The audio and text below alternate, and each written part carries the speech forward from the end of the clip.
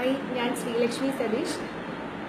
ഇന്നലെ വൈകുന്നേരം മുതൽ എല്ലാ പത്രങ്ങളിലും സോഷ്യൽ നെറ്റ്വർക്സുകളിലും എല്ലാം കാണുന്ന ഒരേ ഒരു ന്യൂസ് ബീഫ് ബീഫ് ബീഫ് എന്നാണ്.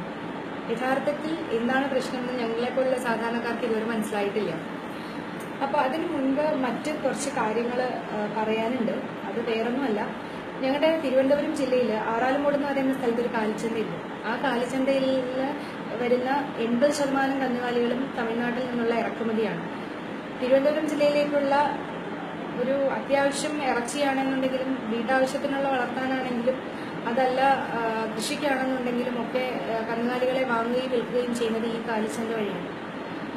അപ്പോൾ ഒരു സാധാരണക്കാരന്റെ വീട്ടിൽ കുട്ടികളൊക്കെ ഉള്ളതല്ലേ, ഒരു പശുവിനെ വാങ്ങിച്ച് വളർത്തിയേക്കാം എന്ന് പറഞ്ഞ് ചിന്തിക്കുന്നവൻ ആദ്യം പോകുന്നത് ആറാലുമൂട് ചന്തയിലേക്കായിരിക്കും.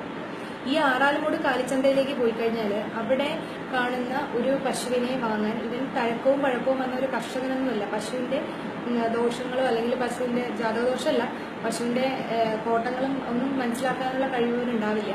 അപ്പൊ തമിഴ്നാട്ടിലൊരു കർഷകനായിരിക്കും അത് കൊണ്ടുവന്നിട്ടുണ്ടാവുക. അയാൾ പറയാണ് 12 ലിറ്റർ പാലുണ്ട്, പശു അതാണ്, പശു വലിയ സംഭവമാണ്, 2 പ്രസവിച്ചതാണ് എന്നൊക്കെ പറഞ്ഞ് വലിയ ഗംഭീരമായിട്ട് ഇയാളുടെ അടുത്ത് കൊടുക്കും. അയാൾ പറയുന്ന വിലയും വാങ്ങിച്ച് നമ്മുടെ പാവപ്പെട്ട വീട്ടുകാരൻ, മലയാളിയായ വീട്ടുകാരൻ അത് വാങ്ങി വീട്ടിൽ വരുമ്പോഴാണ് കുറച്ച് ദിവസം കഴിയുമ്പോൾ മനസ്സിലാവുന്നത് ഈ പശു നമ്മുടെ ദാസനും വിജയനും വളർത്തിയ പശുവിന്റെ കസിനാണെന്ന്. കാരണം മച്ചിപ്പശു ആയിരിക്കും.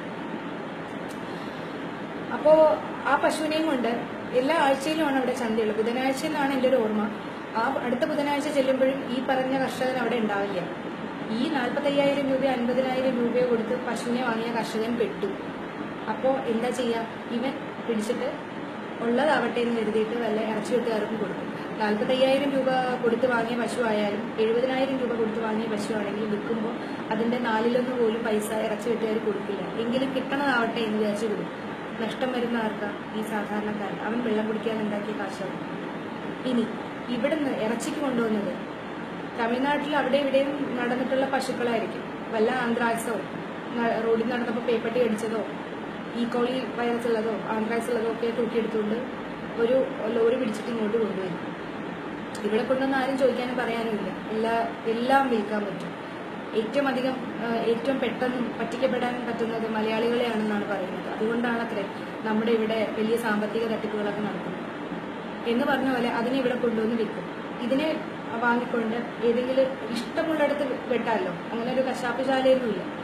ഇന്നലെയും മെനങ്ങാന്നും ഒക്കെ വെട്ടിയ ഇറച്ചിയുടെ അവശിഷ്ടങ്ങൾ കിടക്കുന്ന അല്ലെങ്കിൽ മാലിന്യങ്ങൾ കിടക്കുന്നതിന്റെ പുറത്തിട്ട് തന്നെ ആരോ ഒരാൾ വന്ന് എങ്ങനെയോ വെട്ടി ബീഫാക്കി നമ്മുടെ കയ്യിൽ കൊണ്ടുതരും.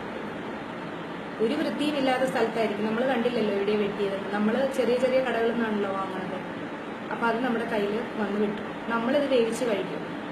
എത്ര ടെമ്പറേച്ചറിൽ വേവിച്ചിട്ടുണ്ടെങ്കിലും ഈക്കോളി പോലെയുള്ള ബാക്ടീരിയകൾ, ആന്ത്രാക്സിന്റെ വൈറസുകൾ, റാബീസിന്റെ വൈറസുകളും 100% ടെമ്പറേച്ചറിൽ നശിപ്പിക്കപ്പെടുമെന്ന് പറയാൻ കഴിയില്ല.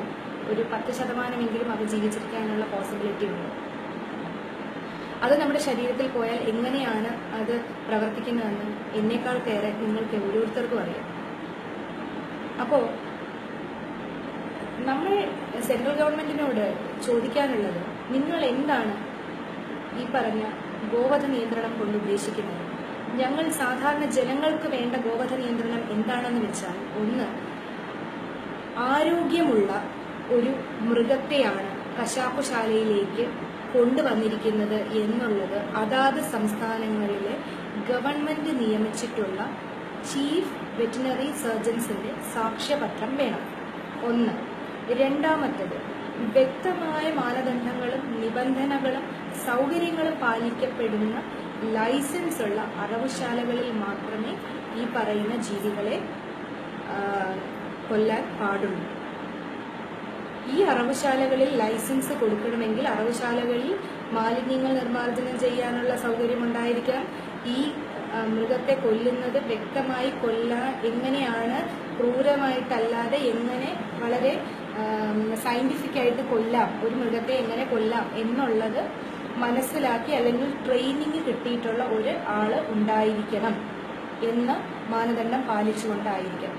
അടച്ചുറപ്പുള്ള കശാപ്പുശാലയായിരിക്കണം എന്നുള്ള കുറച്ച് മാനദണ്ഡങ്ങൾ നിയമാവലിയിൽ ഉൾപ്പെടുത്തിക്കൊണ്ട് വേണം ലൈസൻസ് പ്രദാനം ചെയ്യാൻ. ഇത്ര മാത്രമാണ്. ലൈസൻസ് ഉള്ള അറവുശാലയിൽ ആരോഗ്യമുള്ള അല്ലെങ്കിൽ രോഗാണുവിമുക്തമായിട്ടുള്ള കന്നുകാലികളെ ഭക്ഷ്യയോഗ്യമാക്കിയാൽ മതി. ഇതാണ് BJP സർക്കാർ ഉദ്ദേശിച്ചിട്ടുള്ളതെങ്കിൽ നിങ്ങൾ വളച്ചു കെട്ടാതെ നേരായ മാർഗത്തിൽ ഞങ്ങൾ ജനങ്ങളെ പറഞ്ഞ് മനസ്സിലാക്കി തന്നിരിക്കണം. അതിന്റെ ബാധ്യത നിങ്ങൾക്കുണ്ട്. അത് നിങ്ങളുടെ ഉത്തരവാദിത്വമാണ്.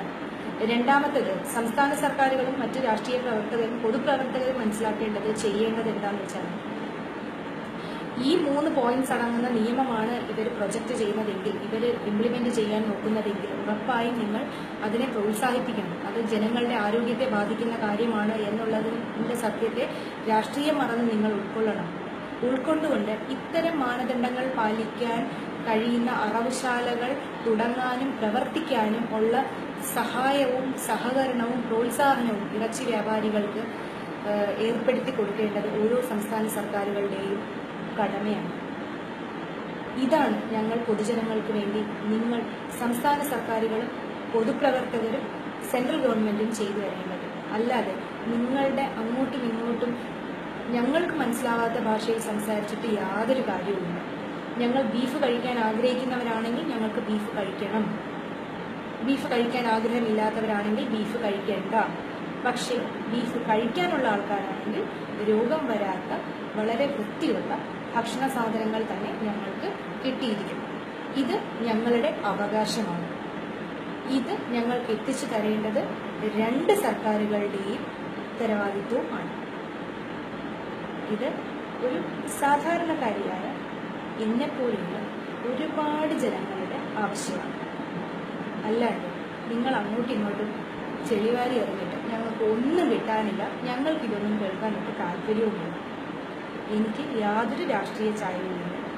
LDFനെയും UDFനെയും BJPയെയും മറ്റെല്ലാ പാർട്ടികളോടും സ്നേഹത്തോടും ആദരവോടും കൂടി കണ്ടുകൊണ്ട് തന്നെ പറയുന്നു, ഞങ്ങൾ ജനങ്ങളുടെ സുരക്ഷയും അല്ലെങ്കിൽ ആരോഗ്യത്തെയും കുറിച്ചാണ് ബോധവാന്മാരെങ്കിൽ ഞങ്ങൾക്ക് ചെയ്തു തരേണ്ടത് ഇതാണ്. വൃത്തിയും രോഗാണുവിമുക്തവുമായിട്ടുള്ള ഭക്ഷണം ഞങ്ങൾക്ക് എത്തിക്കുക. അത് ബീഫായാലും പച്ചക്കറി ആയാലും എല്ലാം മുൻപോട്ട്. Okay, thank you so much.